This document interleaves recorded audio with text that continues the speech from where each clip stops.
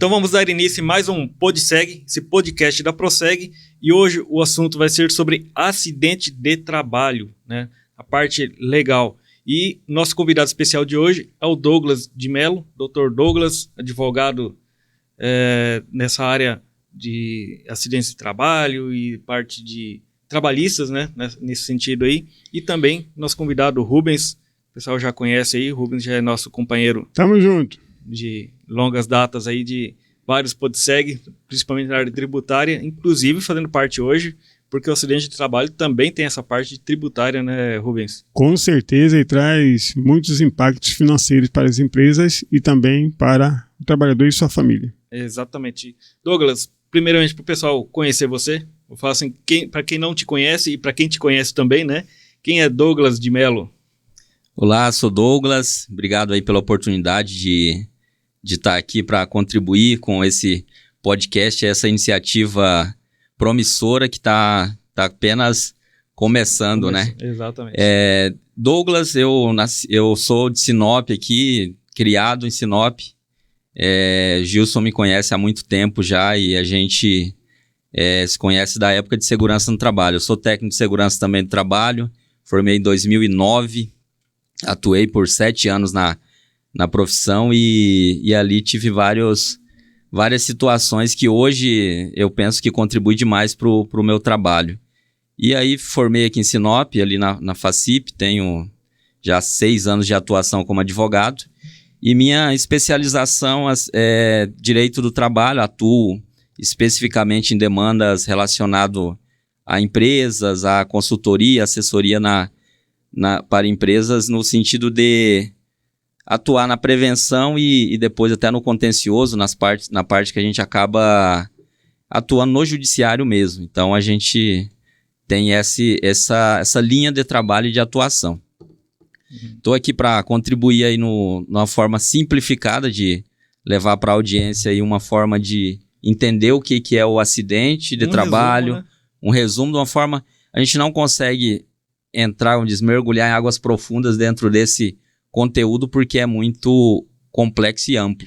A gente for falar disso, a gente fala por 2, 3 dias sobre só esse assunto.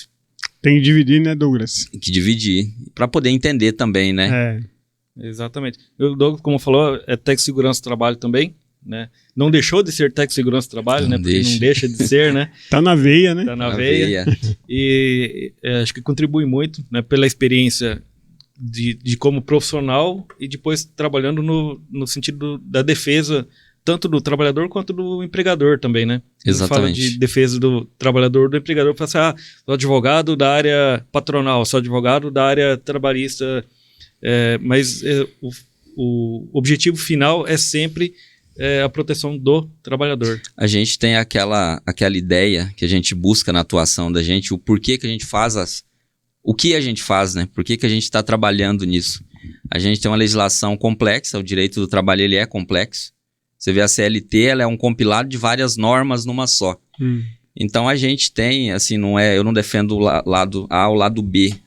A gente trabalha para que o empregador seja um melhor empregador na aplicação das normas e os empregados sejam melhores empregados, né, dentro dessa situação, para que não tenha um lado perdedor ou ganhador, porque não existe isso. Então, assim, o objetivo é, quem abre uma empresa, oferir lucros e ter uma atividade rentável, né, a longo prazo. O empregado, em contrapartida, quer ter o trabalho dele, ter qualidade de vida e viver a vida dele feliz, né? Então, esse é o objetivo, né? Ninguém é igual entra no acidente de trabalho, né? Ninguém sai de casa falando eu vou sofrer um acidente de trabalho, né? Exato. Então, a gente sempre tem as melhores intenções nessa situação aí.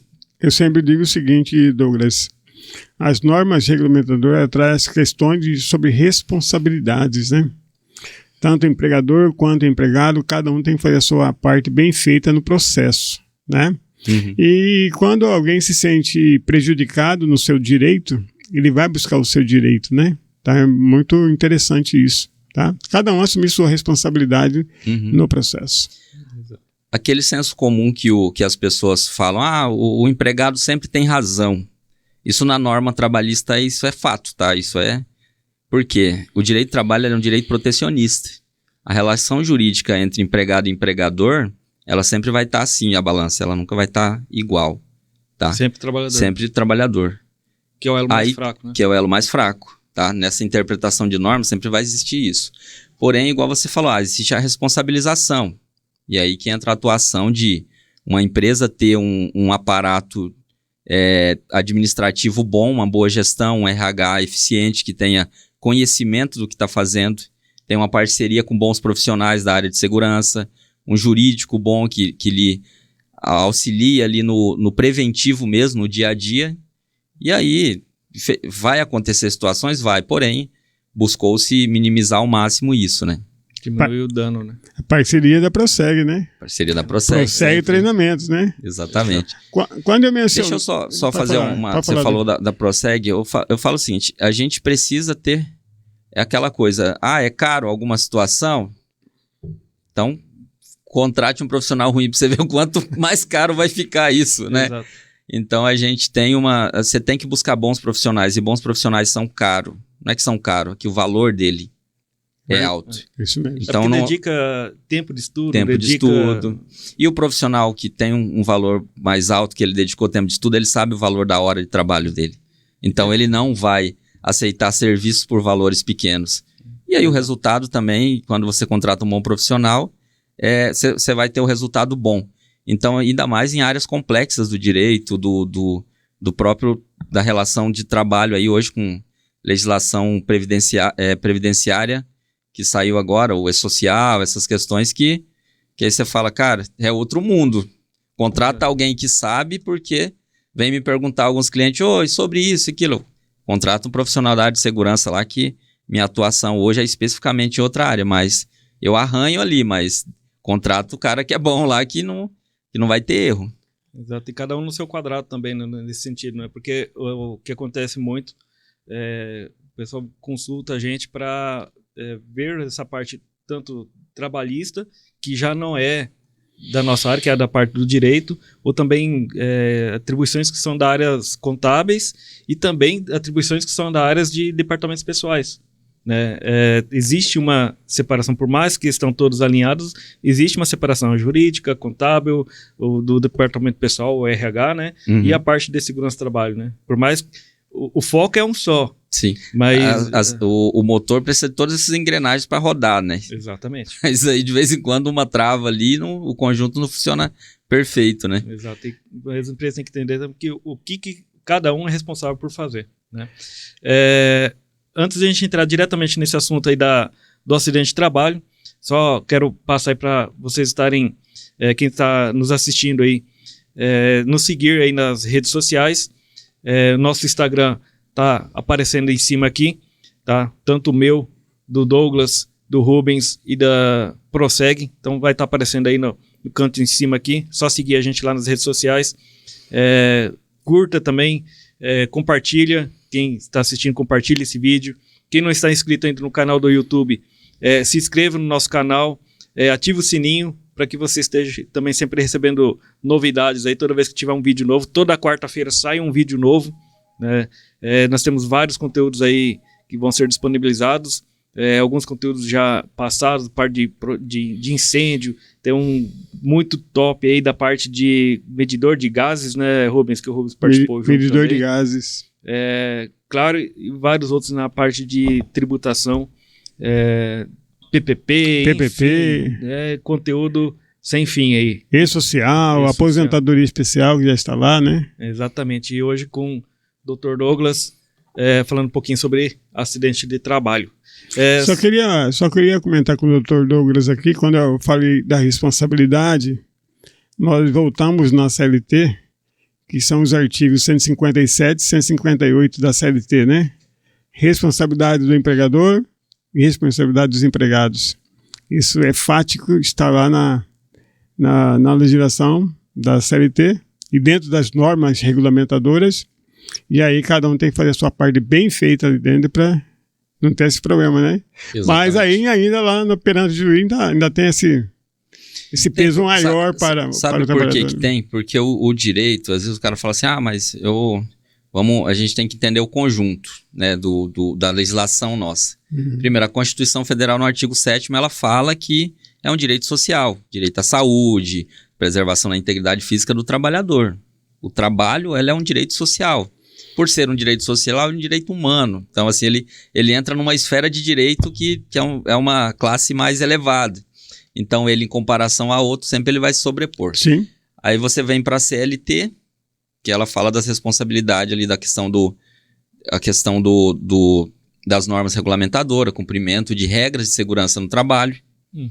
Você vem na CLT o artigo 2º que fala sobre o empregador é aquele que admite, assalaria, que tem a responsabilidade por gerir o trabalhador. Ou seja, se ele não geriu, não cuidou, ele é responsável, né? Rubens, dá uma lida aí no artigo 19, né? Fala assim, questão da definição do conceito de acidente de trabalho. Conceito de acidente de trabalho, para a gente alinhar nesse aí e já entrar nesse assunto aí. Então vamos lá, pessoal. Vou ler o artigo 19 da Lei 8.213 de 91. É a lei balizadora, né, de benefícios de acidente de trabalho, daquele direito que a pessoa tem de estabilidade, está nessa lei. O artigo 19. Acidente de trabalho é o que ocorre pelo exercício do trabalho a serviço da empresa ou do empregador doméstico, ou pelo exercício do trabalho dos segurados referidos no inciso 7º do artigo 11 desta lei, provocando lesão corporal ou perturbação funcional que cause a morte ou a perda ou redução permanente ou temporária da capacidade para o trabalho.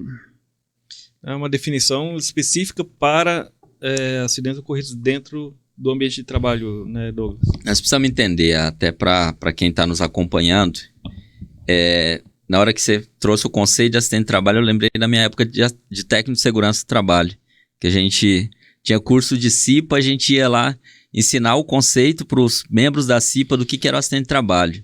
Né? A definição técnica disso, né? O termo legal, como que caracteriza o acidente de trabalho. É uma definição da lei previdenciária, inclusive ela traz o segurado, né? Ela não traz o empregado, né? Então a gente tem relações jurídicas, a gente tem aí natureza jurídica ou elementos que são diferentes. Então quando a gente conceitua acidente de trabalho, então assim, você vem lá na CLT, fala que a empresa tem que cuidar, proteger, sofreu um acidente, ela é responsável. Mas ela não conceitua o que é o acidente. Você vai lá na previdenciária, ela conceitou o que é o acidente de trabalho. Então, a partir desse conceito, surgem obrigações. Eu sofri um acidente de trabalho em decorrência do meu trabalho, porque o caput aí fala, em decorrência do trabalho. Beleza, atividade direta. Tô ali operando uma máquina e lesionei o dedo. É o acidente de trabalho típico, ali direto. Uhum. Então, a lei, inclusive, conceitua o que é o acidente típico. E depois ela conceitua que são os acidentes equiparados. O que é um acidente equiparado, né? Vamos lá na palavra, no português, o que se equipara, né? Aquilo lá que pode ser parecido. Mesmo. Do dicionário, pode ser parecido. O que isso gera de efeito jurídico? Responsabilidade da empresa. Então, assim, o acidente de trajeto, que é um acidente equiparado. Sofreu um acidente de trajeto, né? Foi lá sofreu um acidente de trajeto, ele foi afastamento superior a 15 dias. O que gera de efeito jurídico? Estabilidade no emprego. 12 meses eu não posso demitir esse funcionário, a empresa. Uhum. Então, assim, existe uma confusão, eu vou falar assim, às vezes da empresa e até do próprio empregado. Tem um cliente que chega lá, eu sofri um acidente, doutor, não sei o que lá, jogando bola final de semana e me machuquei. Sofreu um acidente, mas não tem nada a ver com o seu trabalho. Foi de trajeto? Não foi, então não tem nada a ver. Então, assim, nisso entra uma situação que nós estávamos conversando antes aqui nos bastidores, que o cara chega com um atestado de 30 dias, sofreu um acidente, empresa encaminha para o INSS, chega lá, passa pela perícia o benefício que volta para a empresa B91. A empresa não cuida, o RH não olhou certinho lá, beleza, deixa lá, o cara volta, quando vê, é B91, tem estabilidade. Mas o acidente não foi dentro da empresa. Eu tinha que ter contestado na época, lá no INSS, lá na autarquia. Então, Isso daí gera, aí que a gente falou da gestão, do administrativo funcionar corretamente. Porque aí você acaba gerando essa consequência jurídica de ter um funcionário que, por vezes, é um mau funcionário, por vezes ele já se encostou naquela situação de estabilidade para produzir menos, para fazer corpo mole. Então, pode ocorrer isso. Então, assim, às vezes a empresa tem que tomar esse cuidado e o empregado também tem que saber que assim, se foi fora não é acidente de trabalho, não tem como ser, né? Importante a questão da caracterização, né? Você falou, a empresa recebe o documento e acaba não avaliando, dando a importância para recorrer dentro do prazo legal, né? Exatamente. Aí ocorre a preclusão que a gente fala, e é uma competência da própria Justiça Federal, não é nem... Você não está discutindo aqui responsabilidade de patrão e empregado, você está discutindo uma responsabilidade de empresa com a autarquia federal, com o segurado. Então a autarquia disse, empresa, você é um acidente de trabalho. Isso vai gerar outras consequências para você. Exato. Inclusive consequências que é... Tributárias, né? Tributária. Exatamente. Aumento do FAP, né? Aumento do FAP. Aí você pega, eu empresa, tô aqui, beleza, tranquilo. Passou o prazo, eu não consigo depois recorrer contra a autarquia. Eu tenho que, faço o recurso administrativo, né? Eu tenho as possibilidades administrativas, depois vou para a esfera judicial. Mas não é uma relação jurídica entre patrão e empregado nesse momento, é empresa e autarquia. A autarquia que concedeu o benefício e hoje está autorizado por lei, né? Que é a aplicação do nexo técnico epidemiológico, né? Que tem... Hoje o perito chega lá e, mas isso aqui tem nexo com a atividade. Então, ele aplica. Só para contribuir um pouco mais, essa alteração ela ocorreu desde 2007, com o decreto 6.042. Porque antes desse decreto, quem tinha que provar era o trabalhador. E a partir do decreto 6.042 de 2007, quem tem que provar é o empregador. Então, basta somente o trabalhador chegar perante o médico, né, doutor? Falar que é um acidente, que ele se acidentou, o perito pode entender que aquilo lá realmente foi no trabalho, colocar um B91 e trazer todas essas complicações para a empresa, né? E aí acaba pagando mais por falta de gestão, né? É o relato do trabalhador que vale naquele momento. Naquele momento, sim. É só ele, né? A empresa não acompanha na perícia. É uma questão individual dele com o perito, com o médico, né? Então... E essa empresa não tem um controle interno, né? A maioria delas não tem esse controle. Quando você fala de controle interno, eu lembrei da CIPA, que aí quando você vai chegar lá na frente, nas consequências do acidente, na parte de responsabilidade civil, você pega que você chega e não tem documentação nenhuma. Você não tem... Às vezes empresa grande, a CIPA está constituída, mas no acidente não fez a investigação do acidente, não documentou aquilo, que ali é o momento. Posterior a isso, não tem como fazer. Então, não faz retroativo. Não tem como. Inclusive, agora com a questão do e-social, é tudo no ato, né? Não tem retroativo, né? Faz um documento retroativo, faz um envio retroativo. Não tem, é tudo no ato, né? Aconteceu, tem os prazos dos envios, né? Mas passou do prazo, não tem retroativo, né, Rubens? Não tem retroativo e também não tem CAT parcial. Exato. Tem que ser uma CAT por inteira agora, né? Não tem a questão de fazer só metade da CAT. Sim. E aí esbarra algumas situações, a questão do CID, né? Já aproveitando assim, seja de CAT, né, Gilson? Só perguntar para o doutor Douglas, como que fica as empresas quando, por exemplo, ela depende do CID do médico e não consegue atender o que está preconizado na legislação 8.213, que para o preenchimento dessa CAT até o primeiro dia útil seguinte ao acidente. Nesse caso aí, como que fica, doutor? Assim, a empresa não consegue, não tem, o médico não libera, lá no pronto-socorro, não libera o CID, não dá acesso para a empresa. Ou o funcionário está internado também, né? O funcionário está internado, não fez uma investigação, e aí extrapola esse prazo. Nesse caso, como que a empresa pode proceder? Boa pergunta.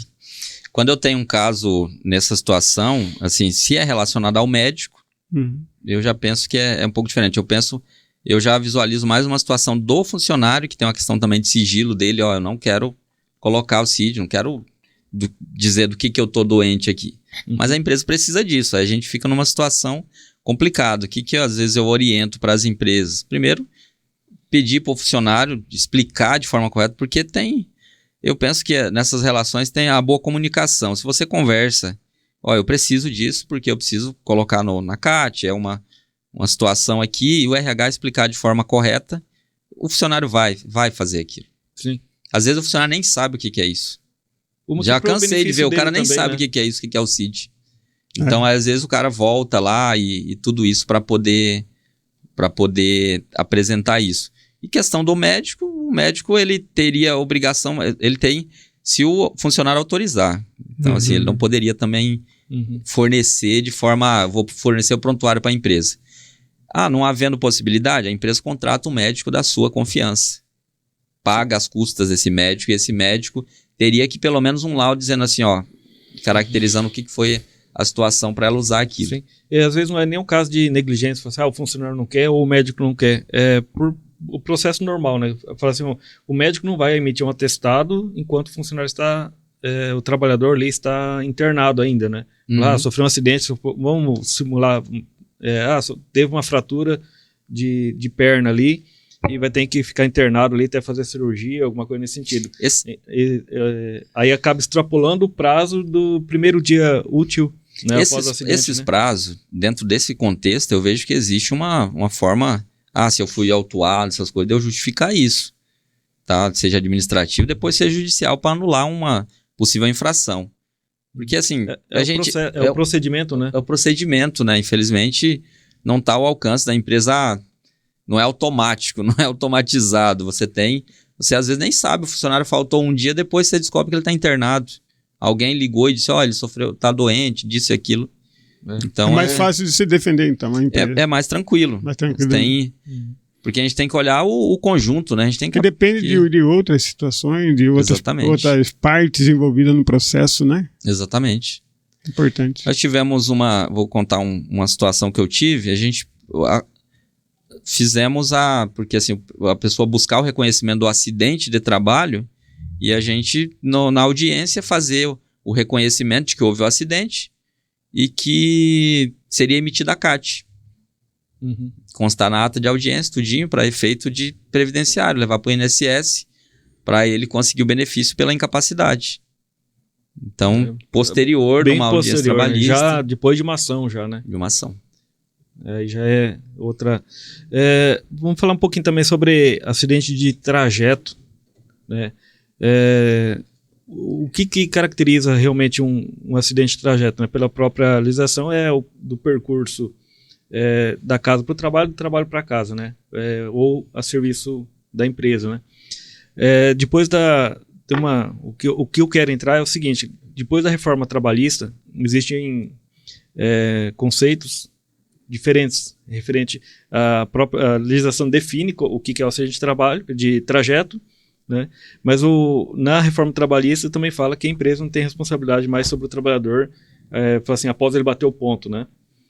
Tem essa caracterização. Então, existem profissionais que defendem o acidente de trajeto normal, do jeito que sempre foi, e outros que defendem que não caracteriza mais nesse processo, a não ser em viagem, algo específico, né? Qual que é esse entendimento jurídico disso aí? Vamos lá, Gilson. A gente já falou, a gente comentou um pouco sobre isso, né? Eu entendo o seguinte, o acidente de trajeto, como você falou, o conceito é casa-trabalho, trabalho-casa, né? Não desviar dessa rota, né, pré-determinada que você faz todos os dias, que seria habitual, vamos dizer assim. Se eu faço 3 vezes por semana naquela mesma rua, entendo que é habitual eu fazer isso, por mais que um dia eu desvie, tá? Sim. Por mais que eu pegue outra rua, chego, desvio, beleza. Conceito de acidente de trabalho. Sofreu um acidente nesse trajeto de trânsito, se equipararia a um acidente de trabalho. Para efeito previdenciário, teria direito à estabilidade provisória no emprego. Para efeito de responsabilização do empregador, eu não entendo que teria que aferir essa participação dele, se ele concorreu, teve culpa, Eu entendo que não, tá? Uhum. Agora, em relação a bater o ponto e a empresa não tem mais responsabilidade, nós entraríamos talvez na esfera do... Quando você falou de mudança da legislação, a mudança que ocorreu em relação a isso, né, nessa reforma que teve alguns artigos da CLT, Exato. é em relação a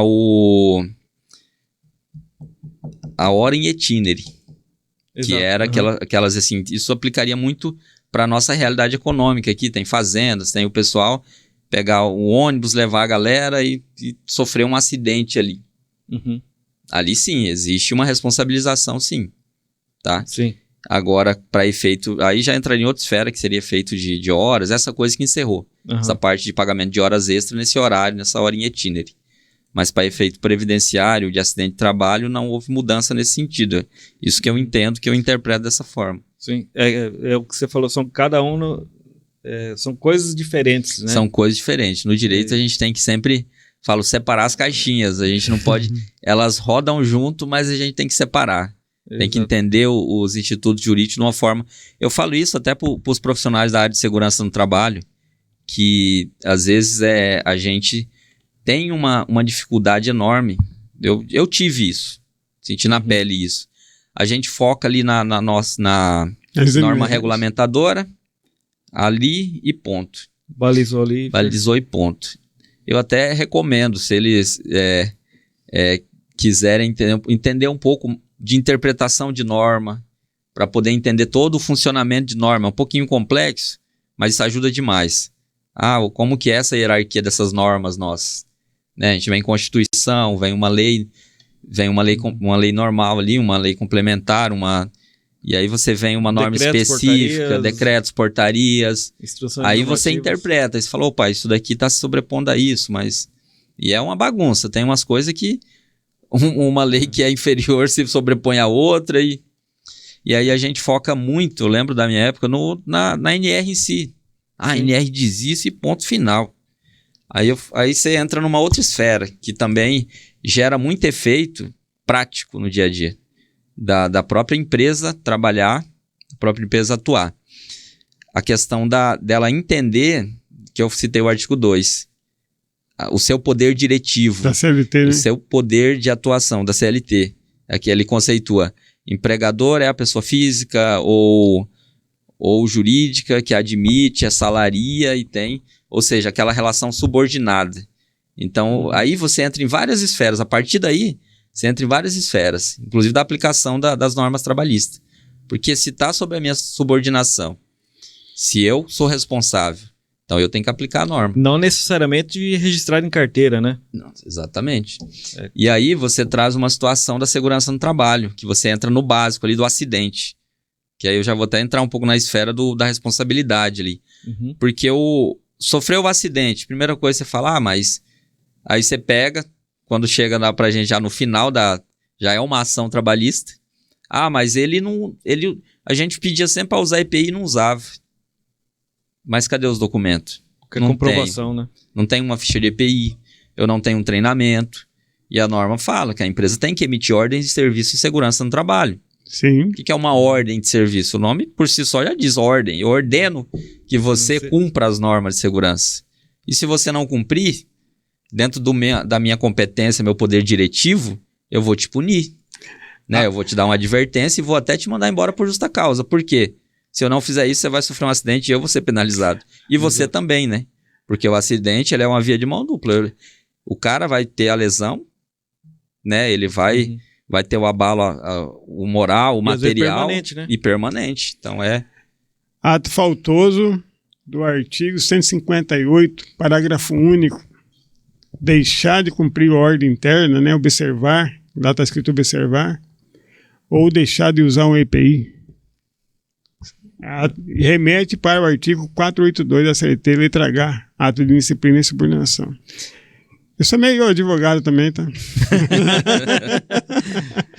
Eu tava falando, eu cito alguns artigos, mas às vezes eu me reservo a não eu levar mais de uma forma geral. Uhum. Porque no direito a gente percebe, com a atuação do cotidiano, que eu já tive cliente que a gente usa termos técnicos, eu sei às vezes o cliente chegar em mim e falar assim... O que você falou? O que é uma citação? Que eu falei para ele, a audiência foi redesignada porque o cliente não foi citado, a outra parte. O que é uma citação? Aí quando o judiciário vai lá e fala para ele, tem um processo contra você, né? Vai ter uma audiência. Tá chamando ele pro processo. Seja mais direto, né, Douglas? Aí eu falei, não, beleza, não é problema nenhum você não saber, você não é da área, né? Ele não tem obrigação. De termos técnicos. Mas aí, às vezes... E aí tem muito disso, que às vezes a questão do cotidiano da advocacia, o cara pergunta assim, mas... E meu processo não anda, doutor? Tem processo que tá 6 meses para o cara ser citado. E a citação não é uma coisa do advogado. É um ato do judiciário.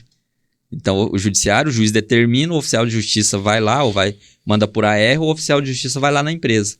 Tem processo que demora 6 meses para ser atuado na civil. Legal. Então, essas coisas que a gente fala, o judiciário é moroso, essas questões aí... Eu até lembro, quando a gente falando um pouco desses termos técnicos, teve um caso que eu recebi, acho que foi de um cliente que me mandou alguma coisa para fazer uma interpretação de uma conclusão, li, reli, pesquisei, não interpretei, tive que mandar pro Douglas dar uma ajuda aí, me ajuda, que os termos técnicos realmente às vezes conseguimos resolver aquilo? Não, você me passou a resposta lá, mas os termos técnicos realmente às vezes confundem. Né? Então, e foi bem de interpretação de norma, né? Que a gente entrou numa esfera, eu falei, Gilson, isso daqui é uma portaria, não sei, era uma situação, existe a lei, existe outras normas, a gente tem que interpretar dentro da hierarquia, dentro do que o ordenamento jurídico nos diz para interpretar, porque tem uma lei que diz como que interpreta, tá? Então, a gente tem que utilizar desse ofício aí para atuar. Exatamente. Eu sempre procurei passar, Gilson e Douglas, Dr. Douglas, essa questão dos artigos... Pode chamar de Douglas mesmo. Douglas. Essas formalidades, eu penso que tem que ser pro ato ali. Para dentro a lei fala da questão da atuação ali no ato solene, que é a audiência, essas coisas. Eu penso que minha opinião particular, né? Eu tô falando aqui como Douglas advogado, eu não tô falando em nome de ninguém, tá? É minha opinião particular. Eu penso assim, eu gosto de conversar da forma mais confortável possível com o cliente, com as pessoas, para que a gente possa extrair o melhor. Porque às vezes o cara não fica confortável e não te fala o que precisa, né? Exatamente. E aí depois de um tempo você conversa com ele, que ele ficou mais confortável, que aí ele fala umas coisas, você fala, aí cara, isso é importantíssimo. Você não falou, isso muda o resultado. Só complementando, eu sempre procuro enfatizar esses 2 artigos, que é a questão de responsabilidade do empregador e do empregado, para que ambas as partes fiquem bastante cientes das suas responsabilidades, entendeu? Sim. Que ele é bem direto, é bem claro, né? Então, assim, aí as pessoas cada um tem que assumir a sua responsabilidade mesmo, né? Porque eu sempre falo que nós somos tendenciosos. Quando nós nos sentimos prejudicados, nós buscamos nossos direitos, né? Na justiça, sim. Entendeu? Sim. Então, eu procuro, eu sempre coloquei, elaborei uma ordem de serviço fazendo esse apontamento dos 2 artigos, né? Dando ciência para ambos, que os 2 são responsáveis por tomar essas decisões, essas medidas lá no seu ambiente de trabalho, para dar ciência o que o direito fala, né? O que a parte jurídica fala, porque é isso que vai pesar lá na frente do juiz, do advogado e tudo mais. Só para esclarecer, em relação a quando você fala do artigo 151 da responsabilidade do empregado, também o empregador tem a sua responsabilidade, né? De cumprir e fazer cumprir, né? Como você fala assim, cadê a prova? Cumpriu? Exatamente. Né? E você entra numa situação que quando você falou assim, do direito, quando foi atingido, a gente quer, eu penso que já é uma situação quando a gente fala de toda organizar essa estrutura, de cada um saber suas responsabilidades, isso é um problema social, já não é nem mais de questão relacionada à atividade. É sério, porque a gente presume que o homem médio, ele tem boa fé. O ordenamento jurídico fala isso. Presume a boa fé das pessoas, não a má fé. Então, dentro de uma situação ali, de uma ordem de serviço, como o senhor trouxe essa hipótese aí, eu presumo que ambas as partes vão fazer certo. Não vão fazer errado. Né? E aí você pega eu já tive experiência também, eu fiz ordem de serviços, e eu falo que a gente tem que fazer específico para cada empresa, para cada função, para cada atividade, que é uma ordem de serviço, né, Gil? Você pode até ajudar melhor, ver se eu não estava fazendo certo. Especificar a atividade do cara. Ó, você trabalha nisso, você faz isso, você faz isso, tá? Os riscos que estão relacionados à atividade, os equipamentos que ele tem que usar. Exato. E mais ou menos isso. Você tá aí, você treinou ele. Né? E aí entra uma situação muito importante, treinamento, gente. O ser humano, nós, na nossa atividade, nós não treinamos, estudamos. Bastante. Então, a gente tem que treinar. A empresa, é uma dica para a empresa aí, tem que treinar o funcionário. O funcionário tem que ser treinado constantemente, tá? Repetição. Ensina o cara sobre EPI, amanhã ele não está usando EPI. Tem que treinar de novo. Ah, ele não entendeu, então. Vamos falar diferente. Vamos buscar uma abordagem nova. Então, assim, é repetição. Treinamento, fiscalização, né? Uhum. Ah, fez errado? Punição, treinamento de novo. Né? Cria um ciclo disso. Porque, assim, a empresa, voltando à questão da punição, o objetivo não é mandar o cara embora. Sim. Por justa causa, essas questões. E eu acho que também, muitas vezes, o funcionário não faz errado porque quer. Tem umas situações relacionadas. Eu percebi isso na prática. Ah, o cara tá sem o EPI. Não é porque ele quer, tem vezes ali. Ele tá na atividade e às vezes ele viu que tá tranquilo ali, ele dá uma relaxada e beleza. E aí, às vezes, é onde acontece o acidente. Aí você tem que trazer o cara pro jogo. Vamos treinar de novo. Vamos buscar ver se o EPI é o adequado. Mas o cara tá lá com um abafador gigante lá, incomodando, machucando. E ele, às vezes, por medo, porque assim, nessa relação subordinada sempre vai existir isso. O cara, não vou falar porque... Então, às vezes, se você fornece um EPI novo, adequado, o cara fala, porra, vou usar mesmo isso daqui. E é muito importante, né, Gilson, trazer um advogado aqui que já vivenciou essa parte prática da segurança do trabalho, né? Sim. Na pele, já sentiu na pele. Sentir na pele de ir lá, ó, vem aqui, você tá sem EPI. Exato. O cara olhar pra você bravo e você falar pra ele assim, ó, bacana, é pra seu bem, tá? Né? Então, assim, por isso que fala, a abordagem, até pros profissionais de segurança, tem que trabalhar uma boa comunicação humanizada, pro cara chegar e saber abordar o funcionário, não é... você tá sem EPI aí? Tal. O cara às vezes tá lá no sol quente, suado, cansado, estressado, um monte de coisa. Você vai só piorar. Você vai agravar uma situação que o cara, por teimosia, quando você virar as costas, não vai usar, o que vai gerar um dano para ele e depois para toda a empresa, né? Então o DDS é bem-vindo aí todo dia, perfeito, né? Perfeito. Segurança do trabalho tem que ser todo dia, tem que ser repetição, tem que... por isso que falava assim, é o povo chato mesmo. É o chato. É o chato, e tem que ser o chato, porque é o chato que ajuda a manter uma harmonia aí de pessoas saudáveis e trabalhando e funcionando essa roda aí que é a empresa, né? E lá vem o Gilson lá, aquele cara lá, aquele capacete branco lá. Lá vem o cara chato. Isso era muito. Nossa, o chato, meio lembrando que os chatos são para cuidar realmente da saúde do trabalhador, né? Por mais que eu fale assim, é chato, né? Essa parte da cobrança, realmente, nem quem cobra gosta de cobrar, né? Mas por obrigações de lei, não é nem a prioridade, a obrigação da lei, mas sim a saúde realmente de quem está exposto ao risco, né? Então, sim, é a proteção do trabalhador que é o fundamental, né? Que existe todo um impacto social ali, caso... quando ele fala impacto social, não é a sociedade em geral em si só, né? Mas própria família, né? Pai, mãe, marido, esposa, filhos, né? Todo um convívio próximo, né? Não fala nem amplo, né? Por isso que tem que ter uma abordagem, isso que eu falei, humanizada, porque é isso. O reflexo é isso. Não é vamos dizer, da galera que está no escritório, que às vezes vai ter uma lesão também, dependendo da situação, mas o trabalhador comum, que é a grande maioria, o trabalhador operário ali que está na linha de frente da operação, que é o cara que está exposto aos maiores riscos da atividade. Então, é ali. E aí esse cara tem lá, sustenta a família, e aí ele sofre, ele ganha um salário, vamos lá, 2 salários mínimo, sofre um acidente, vai para o INSS e passa a ganhar menos. Exato. Então, assim, e aí?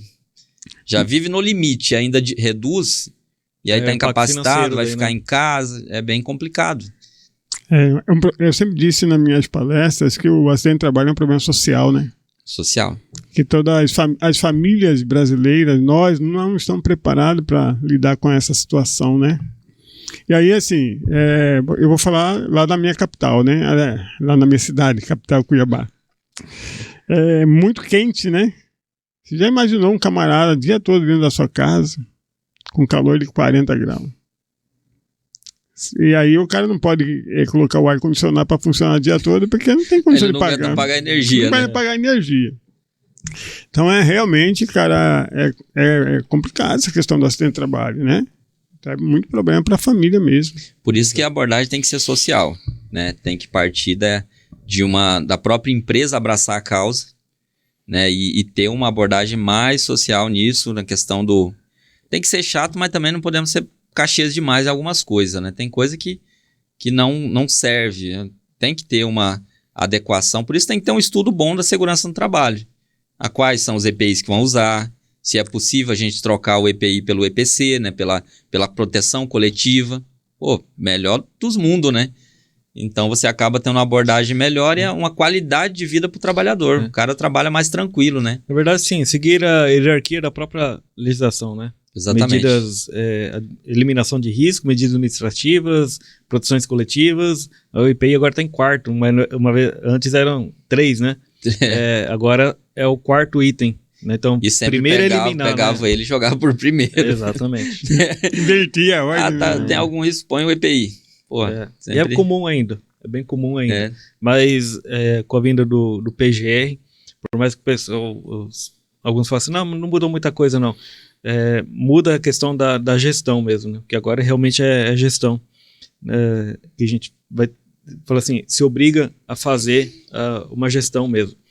O Douglas, para a gente não fugir muito desse assunto do acidente de trabalho, claro que os assuntos são bem amplos, se for falar, a gente fica o dia todo falando aí sobre acidente de trabalho de forma mais ampla, né? Mas um acidente de trabalho que ocorre por intermédio de um terceiro, né? Vamos direcionar uma agressão dentro da empresa.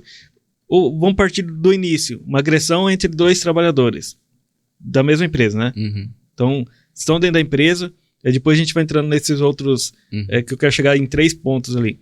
Agressão entre 2 trabalhadores, é acidente de trabalho? Eu entendo que se houve essa agressão no ambiente de trabalho, é acidente de trabalho. Por quê? Vamos lá, vamos entender já dei a resposta, vamos entender a fundamentação da minha resposta. Dentro do ambiente de trabalho, a responsabilidade da empresa, como eu já falei antes, cuidar dessa situação comportamental é da empresa a responsabilidade, tá? Aí, é acidente de trabalho, ponto. Agora, qual que é a responsabilidade na empresa disso? Vou citar um exemplo que teve um julgado, não lembro se foi no nosso TRT aqui. O trabalhador teve uma briga entre o encarregado e o funcionário, e a empresa mandou o funcionário, o rapaz, o operário lá da área, do setor, embora por justa causa. Ele entrou na justiça e depois da instrução processual ali, testemunha, o juiz concluiu que o gerente que agrediu ele, ou teve agressões recíprocas, porém a empresa mandou só um por justa causa, ou seja, responsabilizou só um. A empresa foi condenada a pagar dano moral para esse trabalhador que foi mandado embora por justa causa, e reconheceu o acidente de trabalho em si, porque houve, igual eu falei, o acidente de trabalho aconteceu, ponto. Agora a responsabilidade, a empresa é responsável por cuidar. E além dela ser responsável, ela não aplicou a medida de forma correta, a punição, ela puniu só um. Então, ela os dois, né? Só pela agressão em si, ela deixar aquilo acontecer, ela não fazer nada, ela já concorre com isso, já é uma situação de responsabilização civil dela, tá? A questão de terceiro também, você tinha comentado? Então, eu tenho um trabalhador, né, tá trabalhando dentro da minha empresa lá, tá trabalhando, fazendo seu serviço normal, e chega um terceiro que vai agredir esse trabalhador por motivos que, vamos supor que esse meu trabalhador fez, sei lá, falou alguma coisa, ou... São alheios ao trabalho, alheios ao trabalho, não gostou da forma que entregou o serviço, alguma coisa, e comete uma agressão. Entendi. Aí entra as duas situações. Primeiro, vamos citar um exemplo de um frentista. O cara tá ali abastecendo, o cara não... tá com o som alto, por exemplo, ou tá ali bagunçando ali, o frentista vai lá e, fulano, não faz isso.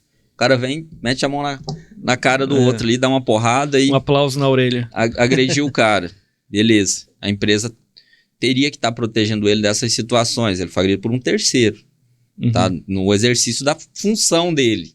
Então, é um acidente de trabalho. Sim. A empresa poderia, se a lesão foi grave ali, ele ficar afastado, ela se responsabilizaria na esfera previdenciária e na responsabilidade civil em relação àquele dano, aquela lesão que causou. E você fala até um particular também. É um particular. Aí entram motivos, o trabalhador está trabalhando, vem um terceiro, né? Tá devendo para alguém, o cara chega devendo, lá, no ambiente de trabalho, você me deve, e vai lá e desce o porrete nele. O motivo, o trabalhador, ele não tem, a empresa não tem culpa nenhuma do motivo da agressão, Nesse caso, eu entendo que não seria acidente de trabalho e a empresa também não seria responsabilidade da empresa. Porque ele está no exercício da função, mas a lesão ocorreu não em decorrência da atividade. A do frentista, sim. Porque ela estava no ambiente ali.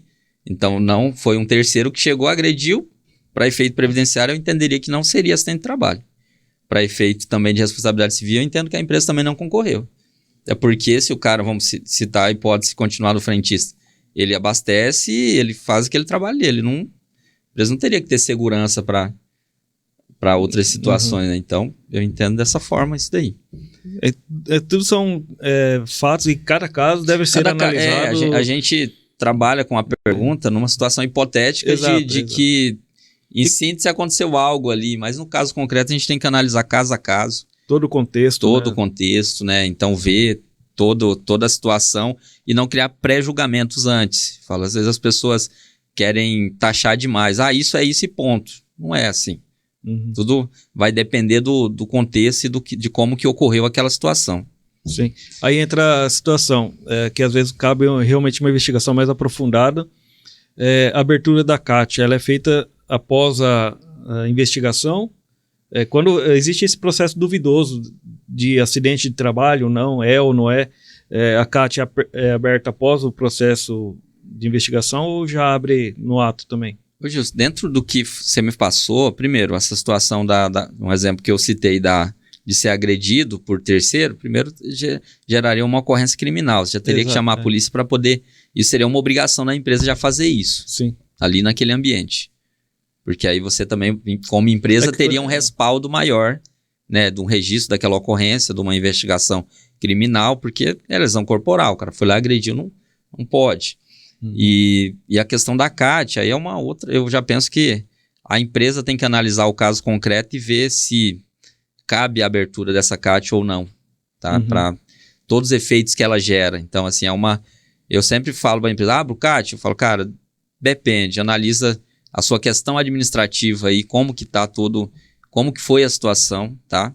A lei diz isso e ponto. Diz, tem que abrir em um dia... Como que tá? Primeiro dia útil. Primeiro dia útil. Até o primeiro dia útil. Até o primeiro dia útil. E aí você vem... Né? Aí você vem uma interpretação de que, mas e aí? Foi acidente ou não? Eu posso interpretar, eu empresa dizer, não foi, ponto. Então aí depende... E aí eu não vou abrir a CAT. Porque ela gera efeitos jurídicos que podem, no futuro, gerar consequência tributária, várias outras coisas que... Então, assim, às vezes você tem que tomar cuidado, né? Sempre lembrar que também tudo que ocorre é sempre responsabilidade da empresa. As decisões tomadas sempre são responsabilidades da empresa, né? De forma geral, né? Fala assim, o empregador tem o ônus, tem o bônus, né? Mas também tem o ônus das decisões, né? Que ele vai tomar ali, né? Sim. Então, ele tem que cuidar com as decisões que vai tomar para tomar de maneira correta. Aí... o segredo, sim, ter bons profissionais para ele tomar a decisão junto com esses profissionais, né? Exatamente. O empregador, como fala, ele é quem assume o risco da atividade. Ao assumir o risco da atividade, ele ofere os lucros. Então, ele não pode transferir esse risco para o empregado.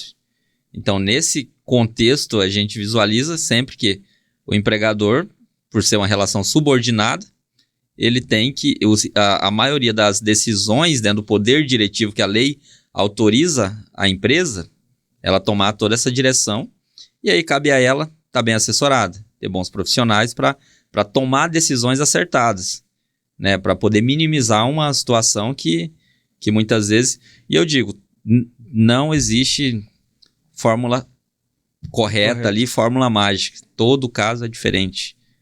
Então, assim, a gente usa um como exemplo para tentar equiparar com a situação, mas sempre vai ter diferenças. Tanto que a legislação nossa ela é interpretativa, né? Então, cada um pode interpretar de alguma forma. Existe uma linha ali, né? A gente chama de... Pelo menos minha visão, né? Ela dá um norte, né? Cabe você interpretar ela e poder aplicar ela o maior rigor possível, né? Sim. Aí que eu tava falando da interpretação, a lei conceituou o que é. O CAPT ali conceituou o que é o acidente. Exato. Aí o que eu tenho que entender? O que também as decisões judiciais estão conceituando esse tipo de acidente. Vamos citar, por exemplo, o trajeto. O que os tribunais, o nosso mais alta corte, do TST ou o próprio STF está entendendo como isso. Então, isso é jurisprudência. Tem a questão doutrinária. Às vezes tem os caras estudiosos do direito ou da segurança no trabalho que conceituam que o acidente de trabalho é isso ou aquilo. Então, aí a gente trabalha com isso, mas é tudo interpretação. Vamos dizer, é um mar de informações que você pega o caso concreto e você olha e fala, e aí? Né, como que eu vou tomar essa decisão? Por isso que tem que ter profissionais para poder auxiliar a empresa nessa tomada de decisão. Exato. Olha só, essa pergunta está muito fácil para o doutor Douglas, hein? Então dá uma complicada aí, Douglas. Você quer fazer uma pergunta aqui para ele, mas não é difícil, não. Então não adiantou. Se for difícil, eu acho a resposta e trago depois. Isso é interessante, porque nem sempre... sabe tudo, né? Nem sempre a gente temos a resposta de imediato, né, Douglas? Sim. Bom, aquela questão da empresa fornecer, por exemplo, o Vale Transporte, o Rubens foi contratado e a empresa forneceu o Vale Transporte. E aí um dia o Rubens foi lá e acordou atrasado. O Rubens pegou a moto dele ou a bicicleta dele, veio para o trabalho e sofreu um acidente. Como que está acontecendo isso dentro das empresas? A empresa reconhece como um acidente de trajeto, porque ele foi lá e disse lá no departamento pessoal que ele ia usar Vale Transporte, né? Que existe a lei do Vale Transporte, né? Só que nesse dia o Rubens foi lá e pegou a moto e sofreu um acidente de trajeto. Como que é? Aí eu te digo uma coisa, aí você falou esse dia, né? Não é habitual. Não é habitual. Né? Então, assim, vamos separar as caixinhas de novo. O Vale Transporte é um direito do empregado que precisa utilizar por causa do deslocamento. Não é uma imposição legal que ele tem que usar. Entendeu? A partir daí é um direito dele utilizar aquele benefício. Se ele não utilizou, eu entendo que isso não afetaria na esfera de responsabilidade de atribuir acidente de trabalho ou não. Tá? Pelo benefício em si. Agora, sofreu um acidente... Foi indo para o trabalho, se estava de ônibus, se estava de bicicleta, se estava de carro, eu entendo que seria acidente de trabalho. Agora, a empresa, se ela vai determinar que é ou não, aí é uma política dela. Igual eu disse, ela pode tomar a decisão de dizer que é ou não é. Porém, eu interpreto no judiciário, deveria uma situação, um caso concreto desse, uma situação de separar o Vale Transporte, o cara saiu daqui, um dia ou outro, agora ele pegar o Vale Transporte e já não utilizar para aquilo, também aí já seria mais complicado, entendeu? Porque para a empresa, se ela reconhecer, ela tem que continuar recolhendo o FGTS. Né? Sim. Acho que a maioria das empresas, elas brigam por esse caso em relação a não reconhecer o B91 por conta do impacto financeiro de continuar recolhendo o FGTS, né? Então aí fica porque já tem jurisprudência em relação a isso também, né? Julgamento a respeito disso, de juiz que dá direito para o funcionário de B91, juiz que dá direito para a empresa, porque não forneceu Vale Transporte, ele tinha que vir para o transporte. Aí cai. Eu sempre digo o seguinte, Douglas, quando eu vou ministrar minhas palestras, meus treinamentos, eu falo assim, eu não entro no mundo jurídico. Aí tem que ser os advogados das partes que vai conversar isso lá no juizado. Isso que você falou é interessante. O direito ele é muito dinâmico. Então, assim, não é estático, não é uma situação A aplica B. Então, você vai ter juiz na mesma vara que tem conhecimentos, tem entendimentos diferentes. Você vai ter no tribunal decisões divergentes do mesmo tema que você fala assim, cara, mas esse acabou de dizer que era A e isso daqui está dizendo que é B. Então, são interpretações. Então, por isso que o direito é muito dinâmico. E o que você falou da empresa reconhecer, aí já é dela. Ela sabe das consequências dela reconhecer isso. Beleza. Recolher FGTS. Superior a 15 dias vai ter estabilidade no emprego. Se ela não reconheceu, cabe ao funcionário ele entender que ele tem esse direito, ele vai procurar a Justiça do Trabalho e ele vai pleitear esse reconhecimento. Então, aí seria uma outra situação. Ele, dentro do prazo, que às vezes depois que ele sai da empresa ou quando ele está, aí é uma questão de decisão dele, entendeu? Tá, então você falou do trabalhador buscar os seus direitos. Mas em 2016 a lei trabalhista mudou. Mudou e ficou naquela questão do trabalhador provar realmente perante a justiça que ele está embasado para aquela situação. Porque se o juiz entender que ele não tem o direito... Vamos pegar aquele exemplo que aconteceu em Rondonópolis, do camarada que foi lá pleitear um direito e a juíza entendeu que ele tinha que pagar 5% do valor pleiteado. Né? Como está funcionando isso? Nesse caso, cabe à empresa requerer que o funcionário devolva o dinheiro para a empresa pela legislação que está na lei trabalhista por conta dessa reclamação? Agora você entrou numa discussão, numa esfera processual, tá?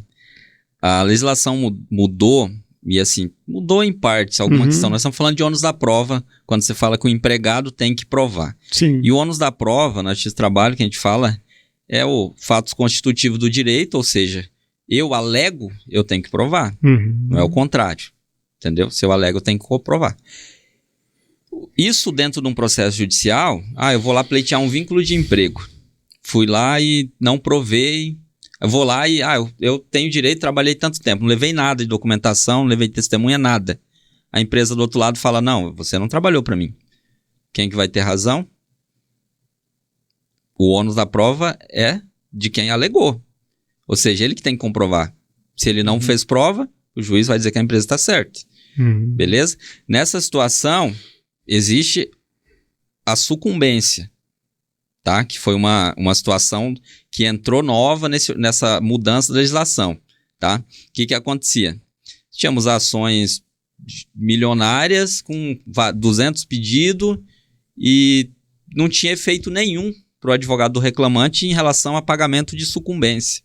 A sucumbência é um direito do advogado. Não é um direito da parte, não é a empresa que tem direito a esse valor, é o advogado. Então, o que aconteceu? Mudou a legislação em relação à gratuidade de justiça, que o beneficiário da justiça, ele mesmo assim, ele teria que pagar. Aí teve essa decisão, no começo teve várias decisões assim. O cara foi condenado, entrou com uma ação de 500 mil reais, vai ter que pagar, porque a sucumbência na justiça trabalha de 5% a 15%. 5 a 15%. Aí o cara vai ter que pagar 50 mil reais de sucumbência. Entendeu? Então, assim, e descontaria do crédito dele. Às vezes descontaria do crédito. O que aconteceu? Esse artigo que fala da gratuidade de justiça, que ele gera efeito para o honorário, ele foi agora julgado pelo STF. E o STF admitiu que o beneficiário da Justiça do Trabalho, né, não deveria pagar.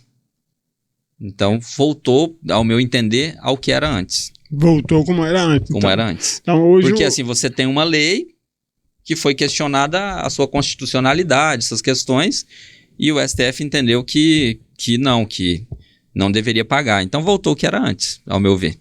Então, assim, não existe o efeito, vou ingressar com uma ação judicial, pedir várias situações aqui, se eu perder, eu vou ter que pagar o honorário, porque está suspenso. Então, assim, não voltou ao que era antes 100%, porque é questão de interpretação de norma. A lei fala que fica suspenso a exigibilidade desse crédito, Aí você pode entrar com uma ação se o cara tiver crédito em outras ações, ou, por exemplo, aquele trabalhador lá, o advogado da empresa tem direito a 50 mil reais, 5 mil reais de honorário. Aí daqui a pouco o cara ganhou uma ação lá, aí eu consegui exigir aquele honorário daquele cara. Mas antes, na própria ação, a gente deduzia esse honorário, pegava ali e já vinha descontado. Então é uma questão, assim, para nós advogados, eu vejo uma questão de discrepância. O advogado da empresa não ganha honorário, o do empregado ganha, porque quando a empresa sempre vai perder em algum pedido, né? Por menor que seja o valor, né? Por menor que seja, exatamente. Sempre vai ter um pouquinho ali. Até por conta dessa mudança nessa legislação lá em 2016, diminuiu também as demandas, né, dos próprios advogados, também dos funcionários pleitearem alguns direitos, né, ou de repente é o direito que ele achava que ele tinha, né? E aí, com essa mudança aí, provavelmente deve voltar um pouco mais. Né? Mudou um pouquinho assim, ó. Eu vejo parte prática. Eu penso que o advogado é o primeiro juiz da causa. E o advogado, quando não precisava filtrar pedidos que ele sabe que ele ia perder, ele jogava todos. Aquela coisa, vamos lá, vamos. Agora, quando ele começa a filtrar e falar assim, opa, isso daqui o cara, de fato, pela entrevista dele, ele não tem direito a isso. Então eu vou pedir só o que tem muita chance de eu ganhar, por causa da sucumbência. Porque aí no final o cara ganhava 10, perdia 5. Aí a ação já ficava quase inviável. Então assim, você trabalha para não ter um bom resultado. Então, agora voltou-se ao normal. Então o cara não precisa mais, na teoria, fazer um filtro tão... Porque eles não têm a questão dessa questão da sucumbência. Eu já tive situações, assim, de orientar o meu cliente e falar, ó, você vai ser sucumbente aqui em metade do valor. Então é melhor fazer um acordo que fique bom aqui, numa situação boa para você, porque você vai perder isso aqui. Então, exigiu-se também mais do próprio advogado também, sim, né? Sim, sim. E de repente pode ser que encontre advogados desavisados aí no mercado. É uma questão que eu falei, a gente comenta sobre bons profissionais. A gente, os advogados fazem a justiça ser mais efetiva e uma justiça melhor para todos. Porque na boa atuação, numa melhor qualificação, e isso faz com que force o Poder Judiciário também trabalhar e aplicar melhor as leis. Então, o bom profissional da área de segurança vai orientar a empresa de forma adequada, que vai contribuir para uma melhor gestão, menos acidentes, e isso gera efeito social para todos. Então, assim, sempre os bons profissionais é que vão... Em todo lugar tem bons profissionais, né? A gente tem que saber que não é a região, é a localização geográfica que você está. É você que faz, é o empenho de cada um para poder atuar de forma correta, né? Exatamente. Rubens, algo mais aí sobre acidente? Não, se fosse perguntar aqui, eu ia ficar o dia todo perguntando aqui, só olhando o que eu estou vendo aqui na minha frente aqui. Mas, assim, para o primeiro bate-papo, né, Justo? Com o Dr. Douglas aí, vai ter os próximos, a gente pode explorar um pouco mais os outros temas que nós temos por aqui. Show, legal. Isso aí. Deixa eu só fazer uma consideração que eu lembro quando a gente, na época de segurança do trabalho, e os conceitos técnicos, essas coisas, que o reflexo disso traz depois num processo de uma boa gestão lá atrás. Por exemplo, num acidente, às vezes, um exemplo, eu tive um caso que a pessoa, o afastamento foi B31. Eu, pelo conhecimento técnico que eu tinha, eu fui lá analisar, acho que o nexo técnico lá, que tem a planilha, que tem algumas doenças, que elas são equiparadas a doenças do trabalho pela atividade. É a lista C, né? Exato. Eu dei uma procurada naquilo, eu achei. Aí eu falei, síndrome do manguito rotador, que era o profissional ali que trabalha com movimento aqui. Aí na petição, eu coloquei que a atividade dele era aquilo, e o atestado, todo o afastamento era em relação àquilo, para poder ter uma classificação como acidente de trabalho. Então, isso a partir desse conhecimento técnico que me ajudou a isso. E aí que eu ia falar da questão que também envolve quando você fala do acidente de trabalho, teve o acidente de trabalho, a empresa vai ser responsabilizada. Nós não chegamos a falar na questão da responsabilidade civil da empresa, que é um instituto jurídico diferente do que a gente estava debatendo aqui. A empresa tem que indenizar o trabalhador, dependendo da situação. E aí você entra numa situação assim. Ocorreu um acidente de trabalho. É responsabilidade da empresa. Aí existe a objetiva e a subjetiva. A objetiva é o que se entende que é, porque vai depender da atividade da empresa. Por exemplo, atividade de risco. É o que a gente mais tem. Você pega, na época, tinha um monte de madeireira aqui. Exato. Atividade de risco. A responsabilidade da empresa é objetiva. Por quê? Eu não preciso comprovar se a empresa teve culpa. Teve o acidente, teve a lesão, a empresa é obrigada a indenizar. Agora, a situação do frentista que eu citei. Então, assim, o risco ali daquela lesão, vamos entender... A lesão às vezes, não é da atividade fim, né? Às vezes o juiz pode reconhecer que a atividade fim não era aquilo dali. Subjetiva. Aí eu tenho que aferir a culpa do agente. A empresa concorreu, a empresa agiu de forma negligente, né? Eu tenho que pensar tudo isso. E aí, como que eu vou aferir isso? Depois que aconteceu, a empresa chamou a polícia, a empresa editou boletim, a empresa buscou responsabilizar o cara ali, a pessoa, atuar, pelo menos dando assistência para o empregado. Eu estou buscando minimizar aquele impacto, eu estou tentando diminuir. Dentro do que cabe a ela, né? Cabe a ela. Aproveitar esse gancho, então. Já que o frentista está lá, o camarada foi lá e o agrediu. Está fora do controle do empregador. Cabe uma ação regressiva contra essa pessoa que atacou essa pessoa, o trabalhador? Eu entendo que a empresa... Não. É assim. Já que ela ela foi lá na polícia, registrou um boletim de ocorrência, foi reconhecido, e o juiz pode intimar essa pessoa que foi lá agredir o camarada. Vamos falar que foi lá e furou o olho do cara, um exemplo. Causou um dano para esse frentista, um exemplo, tá? Cabe, por exemplo, acionar esse camarada na justiça para ele fazer entrar com uma ação regressiva contra esse agressor. Será que é possível? Caberia? Eu entendo que, um exemplo, aconteceu isso daí é gravíssimo, né? Já é uma questão de... Sim. Você tem que acionar a polícia no primeiro momento para já ir lá para registrar a ocorrência. Você vai dar assistência para o empregado que sofreu a lesão. Você vai, nessa questão, tentar diminuir esse impacto da lesão, e a responsabilidade ali não foi sua, na teoria ali, mas foi um acidente de trabalho. Sim. Vamos separar de novo. Houve o acidente de trabalho, a lesão ocorreu. Agora, a responsabilidade da empresa, que aí entra em outro contexto. A empresa esse empregado entrou no futuro com uma ação contra a empresa, reconheceu o que era, a empresa poderia entrar contra o funcionário, né, contra o agressor. O agressor. Eu entendo que poderia. No direito ele traz uma questão de o ofendido ele pode, porque o outro ficar tudo registrado. Eu entendo que caberia, mas é uma questão bem complexa aí primeiro ele vai ser penalizado na esfera penal e civil também. Ele teria também que indenizar ela. Chamaria ele no processo para uma situação de concorrer ali, não sei. No caso, de repente, a empresa daria apoio para o trabalhador. O papel da empresa... Dar apoio para o trabalhador também entrar com a ação. Também. O ideal era participar de todos os atos ali dando todo o suporte, entendeu? Porque a empresa não está... porque assim, por que envolver a empresa numa ação que é do trabalhador contra o agressor?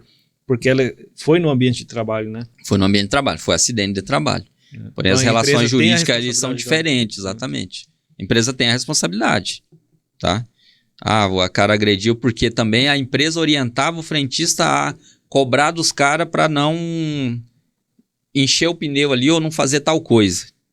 Nesse caso, a empresa teria que dar um suporte para o cara, já que ela exigiu uma situação de fiscalização. Isso pode, sim, gerar um risco. Exato. Então, ela tá... Nessa daí você teria que analisar essa responsabilidade subjetiva ali da função, se ele concorreu ou não. Não, tranquilo. Exatamente. E também entra na questão das doenças ocupacionais, quando ele fala de abertura de CAT, doenças ocupacionais, que é um outro assunto também bem extenso, que acho que a gente deixa para um próximo... que doença ocupacional seria o melhor um médico, mas tem a parte legal também, parte Sim. Do direito do trabalhador nesse sentido de doenças ocupacionais. E as doenças ocupacionais, meu ver, acho que todos os profissionais aí que nos acompanham podem concordar com isso, que as doenças ocupacionais são muito maiores hoje do que há tempos atrás. Tempos atrás eram acidentes de trabalho, era a lesão física, né? Hoje a maior lesão é parte da doença ocupacional, principalmente as doenças mentais, né? Exato. Inclusive agora já foi reconhecido pela OMS a questão do CID-11 agora, né? Que é uma nova tabela das doenças, parte de acidente de trabalho e doenças ocupacionais. Já falei um pouquinho num outro podcast sobre isso, que é sobre a síndrome de burnout, que foi reconhecida agora, além de outras doenças. Então, Douglas, esqueça de falar só para ficar aí para um próximo... Fazer uma provocação, né? Exato. Então tem muito assunto dentro dessa área legal, tem o mesmo peso de acidente de trabalho. Está aqui na lei. Exatamente. Artigo 20. Sim, exatamente. Então, é isso. Douglas, muito obrigado por participar com a gente aí. Aguardamos aí você num próximo PodSeg. Beleza, agradeço a disponibilidade aí, agradeço também o convite. Estou à disposição, faço uma provocação para a gente poder falar sobre laudo pericial. Um exemplo, eu não sou especialista em laudo, mas assim, o advogado, a atuação na perícia em si. Só para uma consideração final aqui, ontem eu estava analisando um processo, o cara não queria deixar o perito fazer a perícia no local. Será que o empregador está com conhecimento da situação? Né? Vai ter que voltar lá com força policial. Então, então assim, é mais chato, né? Tira um pouquinho da imparcialidade desse perito, né? Então, assim, ele já acaba chegando, tem que voltar de novo aqui. Então, são assuntos interessantes que aí você entra na esfera do EPI, da esfera da parte geral de segurança, né? Que eu gosto muito disso. Então, assim, estou à disposição, tá? Aqui eu me sinto em casa e agradeço novamente, tá bom? Beleza. Muito obrigado aí por sua presença aí. Rubens, considerações? Também agradeço aqui a presença do Douglas, agradeço ao Gilson pela oportunidade de participar e aprender um pouco mais também na parte do direito. Isso foi uma aula, né? Uma aula, né? E agradecer aos amigos ouvintes que estão conosco direto aí, nos acompanhando. E até a próxima, né? Obrigado. Eu falo ouvintes e assistentes. Assistentes, porque o pessoal vai ouvir a gente, né, Douglas? Sim. Então, quem gostou aí, se inscreva no nosso canal, marque o sininho. Nossas redes sociais estão aqui, ó. Hoje está em cima de mim aqui as redes sociais. Não está fisicamente, tá, Douglas? Para ficar tranquilo. Tô vendo elas aqui, ó. Tá vendo elas aqui, né? Então, as nossas redes sociais aí. Acompanhe a gente, se inscreva aí, nos siga aí no Instagram. Tanto o meu, do Rubens, do Douglas, da ProSeg, tá? Muito obrigado e até um próximo PodSeg. Até mais. Tchau. Beleza? Tchau. Obrigado.